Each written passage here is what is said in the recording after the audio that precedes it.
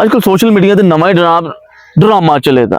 हर दूजे दिन किसी दी लीक वीडियो सामने आ जाती है, अगले दिन जनाब उन्होंने बयान जारी हो जाता है कि पता नहीं किसने हमारी वीडियो जनाब वायरल कर दिया, अभी तो पता नहीं। सही है, एक पासे वीडियो पाओ तो दूजे पासे जनाब आखो कि मैनू पता ही नहीं।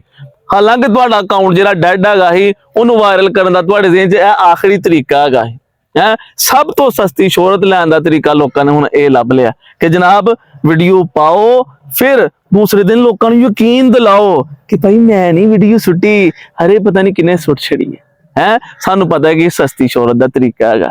वो बंदा जिहदी वीडियो लीक हो जाता ना सच्ची च, तो बंदा शर्मिंदगी महसूस करता है और सोचता कि गलती नाल भी किसी के हाथे ना ये वीडियो चढ़ जाए। लेकिन जनाब हुण छड्डो, हुण तो जनाब शर्मो या दे लैवल ही चेंज हो गए ना।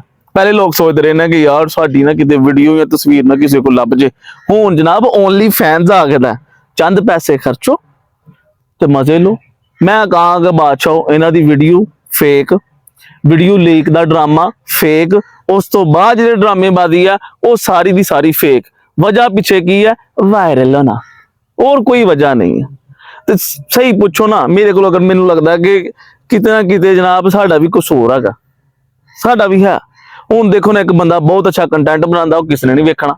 लेकिन एक बंदा जनाब छोटे कपड़े पाए देना है, बंदा पर सुर्खी लाई दी है, गंद बकन दिया, वो जनाब इंटरनेट ते छाए ना, फिर यही कुछ ही जनाब साडे सामने आना। ते अगली बारी जो भी तुहाडे सामने कोई लीक वीडियो की गल करे तो तुसीं कहो हाँ जी मैनूं लग गया पता, कोई ना कोई वायरल हो गया है। हसदे वसदे।